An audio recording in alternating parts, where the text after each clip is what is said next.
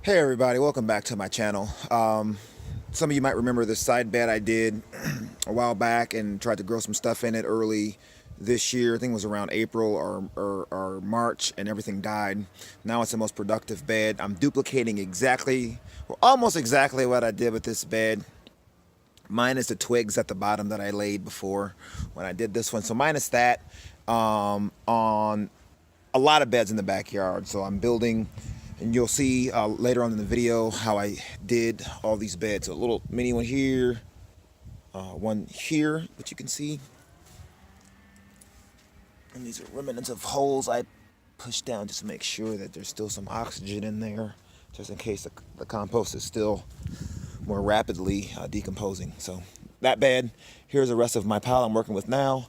I did a bed here. This is a different bed because has rabbit poo here. This bed is a little bit different here because I didn't try to compost the wood chips first. I just laid the wood chips down and just coffee grounds. I think 2 or 3 applications of that. So this bed's different. There's no bed there. Tomato's still good. Yeah, zoom in. Still alive. Looks like it's really dry though. I'm gonna water it today. Gotta pick those grapefruits. This bed here, built the same way, so you'll see how I did them when you watch the rest of the video. It's gonna be a longer video, so bear with me, because it kind of goes over all these beds, where the small citrus tree was. That's now going to be a hugelkultur mound with earthworms underneath it, heavy mulch on top. Another bed here, another bed here, to round out the beds. And then this one is actually ready to plant as well. So I've been reusing some of the soil from my bags, it's from over winters, and putting it here. So just throwing it away, just putting it on top. So this video is gonna be discussing building all those beds for the most part, getting a grow tent. That's gonna be really cool. You see that one? My first grow tent, and I got my second one coming in actually today. 4x8 tent, which is really cool as well. Got a 4x8 coming in today. So most of this stuff looks really bad. We have a frost coming in tonight, our first 32-degree frost. Aleppo, I gotta get this indoors tonight. I was supposed to be getting shade cloth out all day, but or not shade cloth, but frost cloth, but I haven't been. I discussed these. They look really bad. I didn't trellis them or anything. So that's what this video is going to be discussing. I'm just giving you a quick, before we go into all that stuff, just giving you a quick tour around.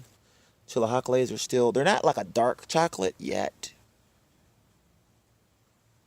They're like a chocolate though. Brazilian starfish, I picked off almost all the red ones, and then my cross is still coming along. The other cross for my fatale, still coming. Okay, let me show you another garden. Okay, so really one thing stands out here with this bed. These are 2 tomatoes. This is 1 tomato. This tomato is twice as big as both of these. Why? Has to be something in the soil. It could be the genetics. I don't know. If it is genetics, it'd be worthwhile to take clones off of this thing and grow them out next year. These collards are really catching up to the ones that are over there. As far as size now, these eggplants are giving me tons of. This leaf is ready to pick. It's upside down. These eggplants are giving me tons of eggplants. So onions are getting thick. So this is way thicker than if you're watching the earlier videos. This is all way thicker than it was before. So the elephant garlic that I planted, it's really hard to see in there, but I don't think it ever sprouted. I never saw any sprouts from it. I did get a soft net garlic from the grocery store here. Those back there, those sprouted. Zoom in.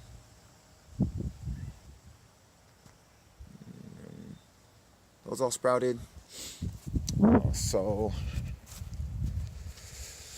that's really it on this bed. We finally have some pink snapdragons coming on too with the yellow. So let me take it around front. Just before I do, I forgot to mention those 2 pots there are pots with soil that I'm just maturing. Little fertilizer in them. I'm maturing for next spring. There's some over here that I'm doing the same thing with I mentioned before. So those 2 there. This big one here. And that one there. Okay. Banana's doing okay. A couple of Barbados are doing okay. These are not. These are not. Those 3. So don't know what's up with them. All right. So this bed's been mulched and put carrot pulp and coffee grounds and stuff in there. Pulled up all my plants. Pasilla Bajo. Nothing exactly the same as it was before. It's just exactly the same. Black hobs are getting a little bit darker. Some of them are starting to ripen, but I don't know what's going to happen with the frost. My mystery yellow plant, highly citrusy, very hot, really good. Not super hot, but really good, really hot. My rabbit poo free bed is doing well. I built another free bed here, it's doing good. And then my pepper bed is still doing well. So nothing really major to say about this. Really one thing is Snapdragon is really super duper stretchy. And he's still in full shade all day. Most of this is in full shade. Everything from like here over is in full sun. These tips get a little sun and something's getting a little food off of them too. Look at that. So that is it for the bed. We still got a couple ripening jigsaws, CGNs, and Sugar Rush peaches and whatnot. But let me show you indoors. So outdoors is, you know, about sun, wind, heat, cold. Indoors is about lights, heat, humidity, fungus gnats, and whatnot. So I got a lot of specifically fungus gnats placing these on a regular basis. These are about 2 days old. See a gnat on that one. Some gnats already on that one. But you know what? I'd rather see gnats on these than weak plants that are dying. So these fungus gnats will kill your plants. It will kill them. These are Jimmy Nardellos, Leviathan Scorpion, Leviathan Scorpion. There's that one that I didn't think was going to make it. Pride of Madeira, where the roots I was talking about. Or you will hear about it later in the video. Ahi Cherapita. This one is BBG7 Boot with Chocolate. A couple Andy's Boot Orange Copenhagen's. Still there, doing good. This thing is in a 6-inch pot. It's the biggest plant, by far bigger than anything else. That whatever my biggest pot is, I'm going to do super soil in. I'm looking into super soil this spring.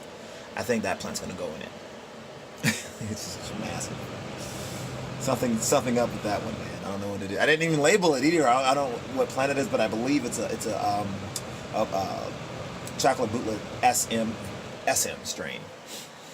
This is getting more bushy. My Reaper Naga, my variegated CP115 has flowers on the top, but it don't really grow that much, so I don't know why. My Reaper and PDN cross doing good. My Ahi Panka is doing well.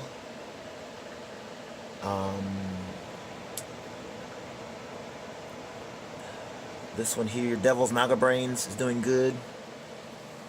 Just trying to mention the ones that I really... There's the flower there. It's going to bring the monarch butterflies. So, and there's another one. A lot bigger than they were before. Give me a sec. Overwinter BTR Reaper. It's doing really good. This is an Overwinter. I believe this is some kind of Scotch bonnet doing kind of sort of okay. This thing fell over, and I tried to put water back in. I didn't know how long it fell over for, but obviously it was too long, so it's dead. But some more Bootlas. Jamaican hot chocolate. Habanero. Oh, and this one did look a lot better. You'll see later in the video, and then that looks worse because of aphid damage. Aphids had also got my Ihecharpita really bad, and I sprayed it. It's the fourth spray recently, so hopefully I took care of them. CP115 doing good. Lucid Gem tomatoes, I got 12 of those, doing very well.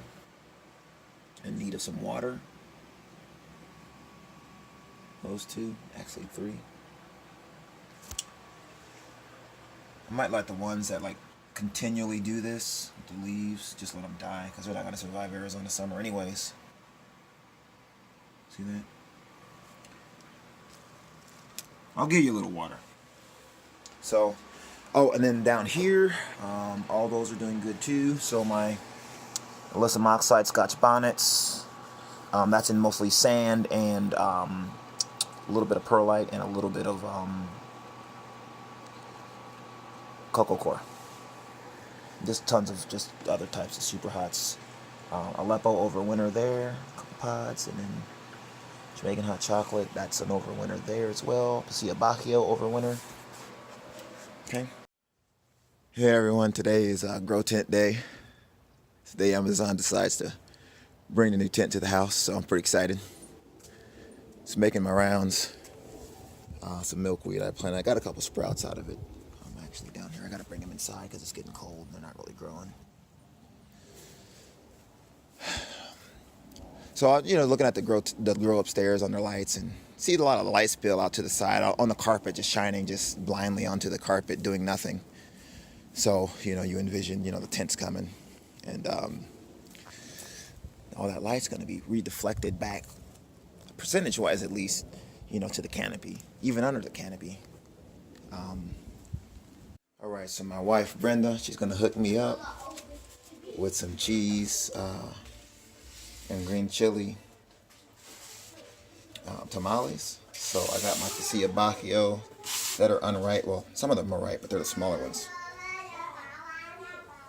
I don't know if you can see better my kids in the background singing. Everyone's happy. Some black hob, but unripe. Because I want to ripen the bigger, nicer Fino ones sooner. Because we got about 2-3 weeks left of good weather, so I want them to ripen by then. So I took off all the undesirable ones. And same thing with the Pasilla Bacchio. So the ones that are more desirable are longer and fatter. And they're farther along in darkening than this one. They're in between, I'd say, this one and the darker ones here. So they're on the plant still. But she's going to cut these up for me and make me some awesome tamales that only she can. Got some garlic out I set aside for her. So I'm doing incremental fasting, and so to break my fast today, what is it, 12:46.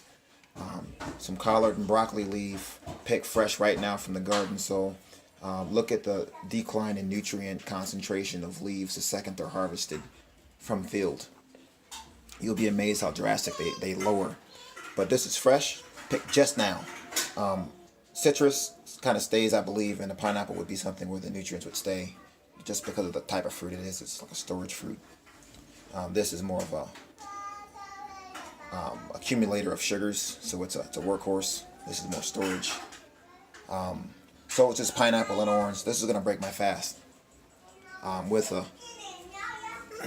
the dreams of eating some fresh tamales soon.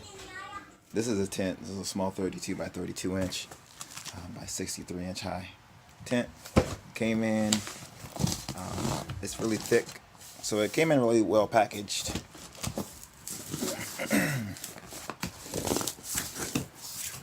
Let me pull up the name of it. Right, this is Topo Light. So box is empty. This is everything here. It's corners, 8 should be 8. I'd imagine. Yep. So 8, and then main supports, maybe the top supports, and maybe bottom supports here. Main side supports probably. They probably just double up for length, I'm guessing, and we have this. So I'll get this put together sometime later today when I have time, after we get the tree up and running. Oh, and then it's the bottom. Imagine this is the bottom spill proof, perhaps, and side. But we'll get it fixed up and get some plants up in here. So, all right. So right about for $200, you can be set up really well if you wanted to get a grow set up. This is Bloom Spec 600 watt. Same one I always had, except looking at the canopy on this light is much brighter. Just looking down here, not canopy, there's no canopy yet, but just looking down here and focusing just even down here within this area, my eyes still perceive much more light that was bouncing out into the room. Now, for the most part, I'm thinking I could just keep this kind of like that this time of year and it'd be fine. And actually they would come to the correct humidity level, so the humidity should raise hopefully to around 40-50% from what it is here ambient in the grow tent. So, alright, so as I checked the ripening on these CGNs, that tent took about 20 minutes to put up. This is ripening here, peach. There, so, the instructions were kind of wrong because of the connections didn't really match the pictures, but then I just thought of maybe this came from somewhere where they're really organized and they don't really read directions and something so simple anyway, so they didn't put much thought into the directions. So I just looked at the parts, was able to put it together in 20 minutes. It's pretty simple because it's only 4 corners, you know, there's not much to it. Got my light under it, 20 minutes, it was up and running. So I took a couple breaks with the kids and was able to still get it up fine. Some of these are ripening as well, nice. I like to give a double use, hopefully within a part of a video instead of a single use. So we'll see how that tent does as far as thermal, but as far as reflecting that light back, it's noticeably different in par. I'm thinking it doubled in there. It had to have like doubled almost just from that, because there was a lot of spill out I saw on the carpet. Now that's all gone. It stays in the tent, so it just bounces around and bounces around until it attenuates or whatever you call it for the light. No more ripe ones. Actually, there's one there, peaching up. So, maybe a couple weeks from now, I'll have a little section of this video dedicated to harvesting this and turning it into some kind of mango hot sauce or something. Alright, so I also brought in a nice Jamaican hot chocolate that looked good.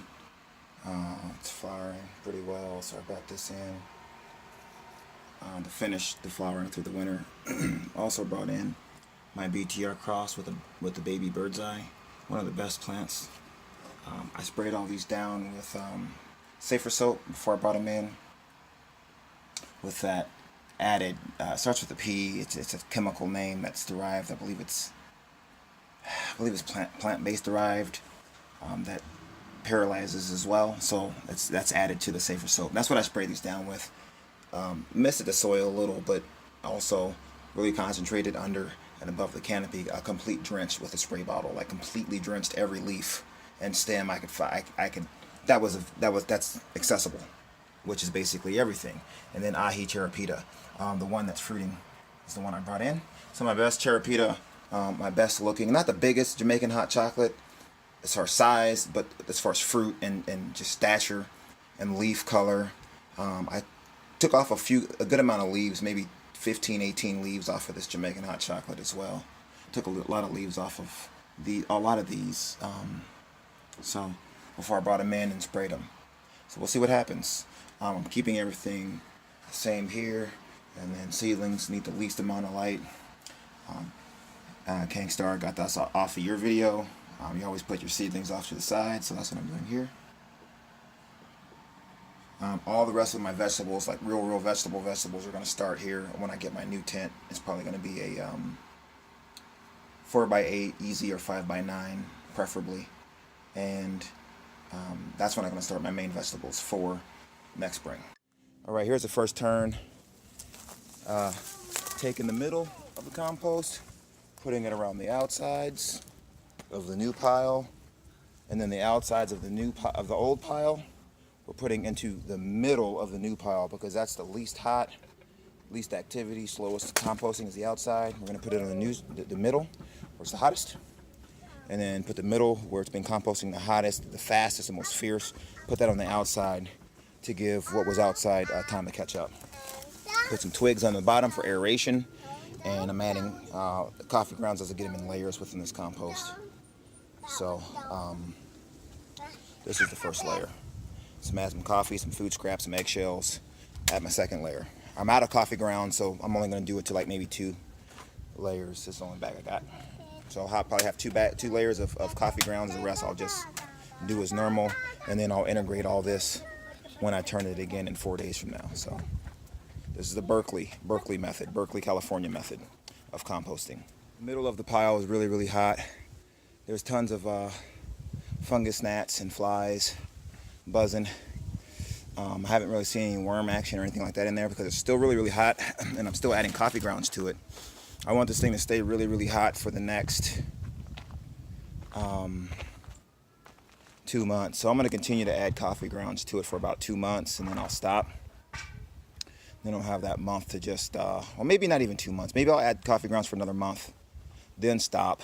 It'll have a month to warm up, to cool down, and then it'll have another month to age before I use it in mid-March or so. So this will offset a lot of my compost purchases. This is the 3 things that I'm excited about, and you should be as well if you compost. Is 1, you made soil yourself. Like, you created the soil yourself. Well, not really you, but the bacteria and fungus. You just helped them along. You helped them to create the soil. 2, it's locally derived, so it's still completely full and charged up with activity. Nothing's slowing down, nothing's hibernating, nothing's dying off because it's been in the bag for so long. And 3, you get roughly maybe about, with a pile like this, by the time it's all said and done, like almost a cubic yard of compost. Locally derived, many different types of plants. You know what's in it. There's no filler, there's no cardboard, which is just going to supply carbon, and that's it. No cardboard, all leaves, all something that was growing, nothing processed. Even the coffee grounds, eggshells, banana peels, all that stuff in here. So start composting, and this is what you'll come up with sometime around a week from start. It's been about a week now, and within about a month it'll all be black and or dark brown. All right, so these Barbados cherries here, they flower every other month all summer long. So here in Arizona, that would be from March, April, all the way through literally now.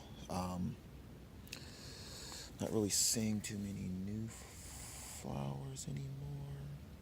So I guess it's done, but you got to check it because it flowers every other month, so it'll fruit every other month, literally all summer. It's like a real special cherry. There's not one crop, and that's it. It fruits all year long. Every other month it'll have new fruit, and they ripen really fast. You have to be on top of it. So last time I came, this wasn't, this is a small one too compared to how big they get, but these are growing in pots. So I got maybe 15 gallon. This should be like a 30 by 40 by now, but so this is it. They ripen red. There's 3 seeds inside.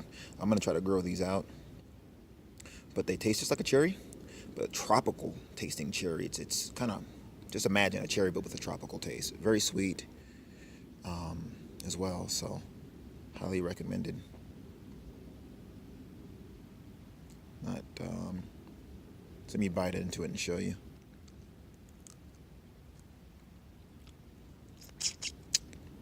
Oh man, I'm starting to expose the seeds, so I'm gonna stop the video and take these seeds out. 75 degrees ambient right now. I don't know if you can see the steam coming off the compost pile, but I'm turning it again. It is 4:57 p.m. right now, and there is tons of steam. 75 degrees ambient outside, Fahrenheit, and it's steaming. All right, so that was all on the inside. I'm flipping to the outside. All this on the outside. Put that in the inside to heat up. If you guys have a greenhouse, are you interested in greenhouses? Make it large enough to accommodate 2 piles. That way you can turn your compost all winter. Keep that greenhouse heated. Keep the carbon dioxide levels higher in your greenhouse. Plants are going to grow faster. They're going to be warmer. It's a win-win situation. no losing in that. Like, it's literally all positive. For one, you get more carbon dioxide in your greenhouse for the plant growth. For two, you get heat. The only downside is if you have fungus gnats, this will bring them. So as long as you're not worried about fungus gnats in your greenhouse, say you're overwintering just more mature plants, not seedlings, this is the way to go. You get free heat, you get free soil, you get free carbon dioxide. Only thing you got to do is put your compost and your plants, put them together, make a relationship out of them. So, hey everyone, I'm back. Kid toys and stuff in the way here. I keep harvesting my stuff, and I never really put it on the video when I harvest. So I harvested a ton of peppers and eggplants and stuff, and I just don't post it. Not very educational on how to harvest, really. I mean, you just pick it when it's ready. So I haven't been doing that because it just fills up the video with stuff that no one learns anything from. Even though it's cool to see, but I'm cooking some eggs and sauteing some onions right now for the kids. They wanted cereal, and I don't want to give them gluten-laden cereal with all kind of crap for a meal. So I'm doing eggs and onions. I'm sauteing the onions literally now, and I'm gonna chop up some collards. And just while I'm doing this, I was thinking that these plants let you know, at least the collards and broccoli, I'm finding when the leaves are ready to pick because they put them upside down for you. Hey, pick it for me. Get it out of the way because it's shading my good leaves. So I'm just picking these up. The upside down ones only, leaving the rest. So as they turn them, flip them over. I'm gonna start picking them as they do. I've already harvested tons of leaves off of these collards, and this bed is ridiculous how fast it grows. Okay, so I'm gonna be duplicating this all over the yard. This technique, if you look earlier in the season. All right, so here's a jigsaw chocolate. They just call it jigsaw chocolate on your site. I'm gonna put it in the arrow garden. I'm gonna put another 5 in here as well. Got a second arrow garden. As the plants, reach about this size, I'll split them up 3 and 3. And then soon after that, put them in soil. Because it is pretty early still. I don't want to accelerate growth too much, but just something fun to do. So I'm gonna get this in here. I just mixed up some general hydroponics within something I just recycled for about a 1/4 teaspoon per gallon. And my pH meter broken. It's broke, so I had to wing it with just underestimating from what I would normally use. So that's what I'm doing now. All right, so got the water full, and I'm just gonna put the top on.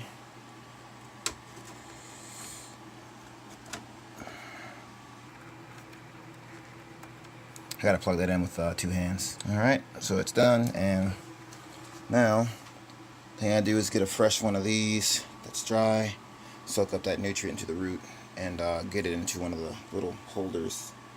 Came with the unit. I gotta find them though. All right, so that's it. I kind of wrote on it a fatality chocolate until I could think of something else because I don't want to forget and go with the kids and come back and it's 3 days and whatever. So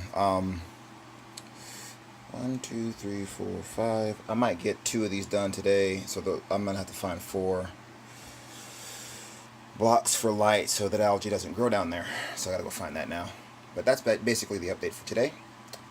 All right, so we have a new bed I'm gonna build actually with this compost. I changed my mind. I'm gonna use new wood chips, start a new pile because I have coffee grounds, and that pile that I was gonna save till March, I'm gonna move all these chips out of the way. I'm gonna line this whole thing all the way across. I might even go all the way back and just do that whole section and then bring it, and well, maybe not here, but like in between the trees around. Move the chips and put like 6 inches of compost down, and then move the chips back. Lily's helping me by eating cake, so I'm just gonna mulch this over with wood chips now, and it's steaming pretty good, but I'm thinking 6 inches of compost. It's not gonna go anaerobic at this stage in maturity. At the depth that I'm doing this bed over here, I did the depth way deeper, which is why it went anaerobic, because it was about maybe 12 inches deep. This is only half of that, 6 inches with a little mulch, light, maybe 3-4 inch mulch, and we'll see what happens in the spring. I'm gonna plant this in the spring, no fall for this one. All right, so I have my videographer, I believe the name. Lily, my daughter, filmed. So this is the clay soil that I'm trying to till for the first time before I lay my compost down with my mulch on top. And you jump on the shovel, it doesn't really move more than 2 inches, and it just rained. This is just to break the clay initial. 5, 6. Initially break the clay up 6 inches deep, because this is unworked soil. And then I'm gonna mulch over with my almost finished compost, 6 inches, and 4 inches of wood chips again. I'm gonna do that sporadically around this whole border. All right, so today I'm just gonna build a bed here. Probably rectangular this way. I don't know yet, because if it's rectangular this way, that's gonna be shaded in the winter. So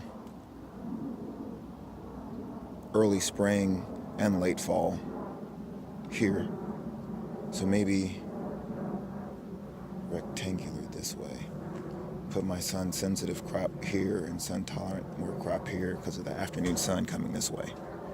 This hole, I just made about a 4-foot hole, and I tilled down. Same thing, 4 stumps per shovel. It's a flathead shovel though. It's not a tip, but 4 stumps per shovel. I should have a tip, but I don't. And then maybe 5 stumps, and then I just tilled all this down, maybe 10 inches deep. Good. And then I'm gonna lay this compost on top, wood chips on top. I kind of brimmed it a little on some parts to kind of catch some of the water, hopefully, into this thing, but it doesn't really need to because it's gonna be heavily mulched anyways. I was thinking I'm gonna turn this into sweet potatoes and squash and all this jibber jabber, but unless I set it up now, it's not gonna happen in spring. We still have time, so by the time you watch this video, it'll be about a month after I say this, 3 weeks or so, but still plenty of time for you as well. I'm gonna set another hole here, big one here, take that tree out eventually, maybe another one there, here for anything that's sun tolerant, anything that's sun sensitive, maybe one in between these two here, a couple back there. That's what I was composting. It's gone now. Oh, so check this out. They say you can't compost wood chips, right? Well, it's only been like 2 weeks with coffee grounds only. And look at what I have if I dig in there. Only thing is wood chips and coffee grounds. That's all I added. Still steaming. So I could fully compost this more in 2 months if I left it in the pile, but I'm gonna use it to build these, and I'm gonna start another pile because there's still plenty of time, to be honest, really, to start a whole nother pile from scratch, but be able to use these now, which is being smarter, to make guilds. So this is the finished pile here, or hole I should say. So about a foot deep from the top of the mulch, maybe 14 inches deep from the top of the mulch. And roots, I mean, once they're down that far, they're probably strong enough to go into the clay. And with annuals each year, you rotate your annuals. Probably be at least 1 perennial on this bed, maybe 2. But the annuals, the roots will cycle back into nutrients. So anything that went into the dense clay that's untilled will decompose, causing a channel, and also inviting worms into those channels to eat, obviously, the matter, decomposing matter, which will break up that further enrich, further than what you tilled, just using the organics in the soil. So what I want to do here is create an environment to where they're not just earthworms though, right? So earthworms, roly-polies, millipedes, those little earwigs, anything that's gonna, maybe not grubs, anything that's gonna till this soil, eat organics, eat specifically decomposing and not live organics, decomposing organics, cycle that back into water-soluble nutrients, cycle that back to life, but then further tilling for me around and finishing my work, right? All of this will be tilled by the soil life. I'm just starting the process. They're doing all the work. I'm doing very little work, really. They're gonna be doing years of work on this hole, right? So that's what I'm trying to set up. Less work for me in the long run, well, at least for whoever rents this place when I'm gone.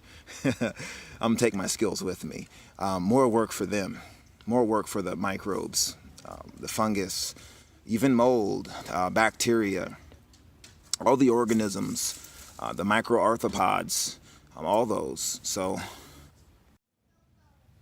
I was gonna come and do just a hack job of this and just with a shovel.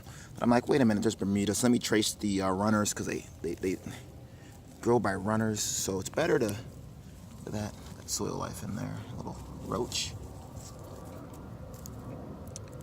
To trace them and get rid of as much of them as possible before you go do a hack job. This will all be covered. I'm gonna cover this whole area with maybe cardboard. Just this one area though. I'm gonna put a hole up to this side and a hole to this side, and maybe one to the back, all connecting to the decaying root ball of this tree, more like a hugelkultur mound without having to do the work. So I'm just gonna chop this here and let nature take care of the rest for the dead orange tree from that storm. All right, so I cut it down to the stump, and I put compost all around it, maybe this high. Put just paper bag material, just from paper bags from the grocery store around that, so something real light. And then in the middle, I ran out of paper bags, so I put a little bit of cardboard just in the middle, so that grass doesn't go through. I have to come through 6 inches in the wintertime and next spring when it's the weakest. I don't think it's going to happen. So, and then a little bit more compost just on both sides of the carbon material, being mostly the paper bag material, and then on the top of this I'm going to mulch with wood chips. And this is going to be the earthworm bed. That paper is going to keep it so moist underneath, and then the mulch is going to keep it cool in the summer. It's going to become just a huge earthworm bed at the hugelkultur mound. And then I'm going to plant, that's the first bed, so I'm going to plant one bed here to feed off of it, one bed here to feed off of it in between the citrus and the bed and the earthworm bed, and then one here, maybe 2 here to feed off of this as well. So maybe 4 around this. All right, originally when I did this, I was thinking about just doing one hole, and I flagged it with the bags, and I was like, well, let me use the logs from the eucalyptus to kind of mark the borders, kind of within the wood chips, but still be markable. So this bed there. So what I did was I tilled, and by tilled I mean just basically breaking up the soil, but not turning it. I'm not turning any organic matter into the clay on the bottom. I just broke it up as best I could. Then I put a little bit of carbon-rich chips just on the top layer of the soil before I added the compost on top of that, which was about 4 to 8 inches depending on the bed. And then I topped that with wood chips again. So this bed, all of this here, all of this here. It's another bed. This is where the stump was originally, so this is where I'm hoping all the earthworms will come in under the ground, because there is organic matter there decomposing. That's been decomposing for about 4 months now. And then I built most of the beds around it, kind of around this. So if I add a lot of nutrients, I'll try to bring them there, and then in the beds as well. But to just keep this, hoping this will be like a worm bin that I don't have to build. This bed here, I did this one here with the compost coming around. This is the control, so this is the bed that I didn't till or anything. It didn't even have compost. It really is just wood chips and coffee grounds. I'm gonna add another layer of coffee grounds here, and I got some in the front, so I have some to add tomorrow morning. So I'm looking at the Brazilian starfish here, looking at the fruits. I'm like, it's a blushing going on. And I see this, I was like, what? Brazilian starfish, baby. Like, it's ripe, I guess. I don't know. It's red. I'm gonna eat it right now as I show you this. Very crunchy. Oh yeah, oh that's good. Citrusy. Sort of bright, but in a mellow way. Spicy, but in a mellow way. Perfect snacking pepper, man.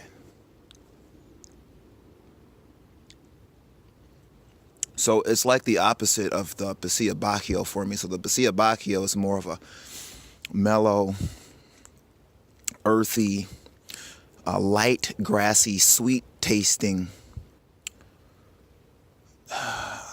a complex tasting chili. Not bright like this, not acidic. They're both very good though. So I'm spreading my compost out. I'm getting some logs. I'm gonna line it with logs, and then compost to the logs, mulch to the logs, and then mulch over the compost, so you can still see the logs here and there for the border. I'm gonna probably trellis a melon up this tree and see if I can fruit some melon, because the canopy's not too dense, and the melon would also maybe help shade the major branches in the trunk for the summer. I'm gonna trim these off, these suckers. These two, the suckers are growing on the worst two trees. The two best trees, my suckers are not growing on for me to use as rootstock. But there's citrus down the road. They say not to do this, I know. Maybe I shouldn't do it. But there's citrus that's been there for years, groves of them. And they have trees much heavier and denser than any tree I have here. And they have, from their rootstock, because they're obviously grafted as well, they have suckers coming up. I was going to use those, root those suckers, then in the spring, root them over the winter, then in the spring, either chip graft or just put a graft, just chop the top of the sucker all the way and graft. Scion from this grapefruit tree, which isn't doing good after that storm, but still good. Here, something happened down here in the roots when that tree fell. It took this one out completely.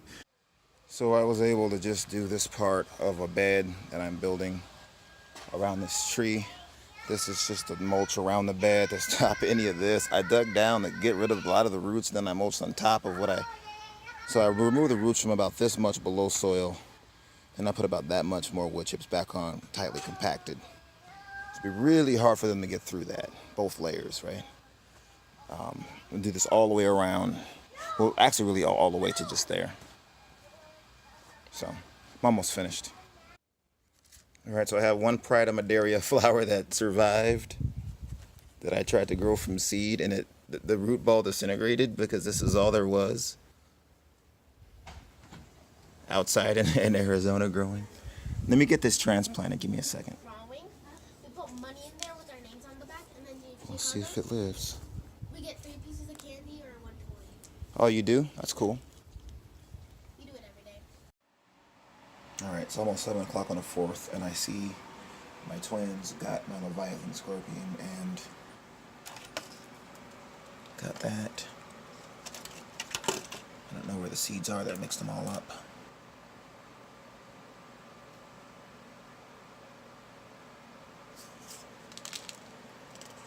My 7 pop bubblegum chocolate long. I don't know if they got this one, but it looks like they didn't. I don't know. See? Setbacks. Gotta fight everything. This is not so bad though as before. Not even the same at all. Not even the same planet as what they did before in this room. So, not too bad. Alright, so I just got hooked up with rabbit manure from a neighbor with rabbit fur. And a small amount of bedding. Rabbit fur can also be composted. If you check fur, teeming with microbes or teeming with fungus. I can't remember which book it was in. You can buy that off Amazon, but I'll do a video on all the books I've read so far. But anyways, this manure, I'm gonna kind of dig down with the rake. I had a little bit of coffee grounds from the kitchen from 2 days worth of coffee. There's nothing for this part, but maybe I can try to spread some of the excess this way. But this is what I also got for free. So really free logs. These were free. Free wood chips, free coffee grounds so far, free manure. So for free, I'm gonna have a bed. A very rich, nutritional, dense bed, at least for plant roots. Hopefully with fall. Hopefully by fall, so. All right, so all mixed in, just need to water it in now. And this is what, zoom in, it's left with. So another 3 months to do whatever it's gonna do biologically. And maybe midsummer for this bed. This might be my midsummer. You know, the peppers you start midsummer even though you don't need to, or the tomatoes, just because some of the sun might have killed a few of them, so you want to replace them. This will be that bed. So this will be my September summer 2 bed, basically. All right. This pile got another 2 flips, maybe 3 before it's finished. I just added more stuff to it. I'm gonna finish them in bags though. But this is what we have now, nice steamy. See the coffee grounds in it? The leaves are breaking up really well already. See that? Wood chips also. They'll finish up in bags for the wood chips with fungal activity to make it a more balanced mix over the rest of the winter after I finish turning it. So maybe another 3 weeks. I actually built this bed, which I discussed earlier, but it's nice and flat. So this will all be one big bed once it's finished. I'll leave some of the compost here and use the rest. 50-50 with some other sourced compost, local sourced. Maybe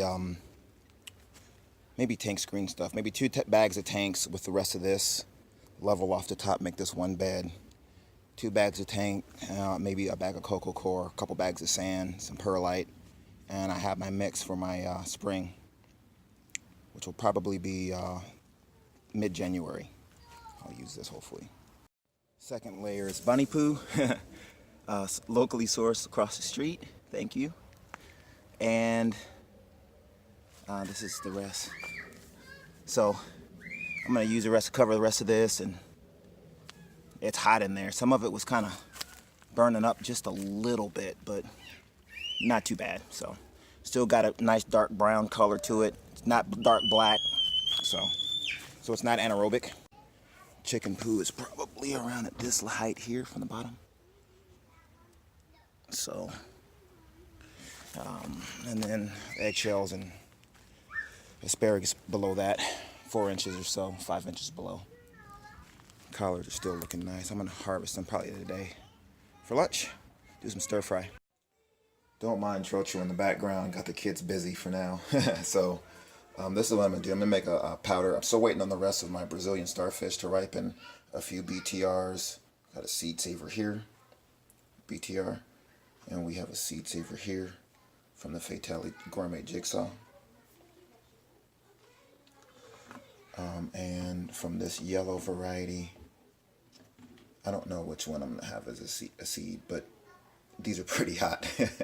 They're pretty good too. Really citrusy. Urfa Beaver seed saver because it looks weird. So seed saver. This was supposed to be Urfa Beaver, but it's not. Black hops on the plant that died. Some more Freeport orange Scotch bonnets, and then CGN 21.5. Covers everything. These CGNs go here. So I'm going to make a powder, but I'm going to use wood from a tree that the storm got, and that's going to be an orange tree. So the wood is going to be orange wood smoked pepper powder. Very citrusy peppers, very citrusy smoke. I'm thinking it'll be a really good combination, but I want it to be a lot of powder to last a while, because if it's really good, I don't want it to go away in like a week and a half, which is what I'll do with it. So I'm waiting for some more of these, a whole bunch more of these, a whole bunch more of these, a whole bunch more of these.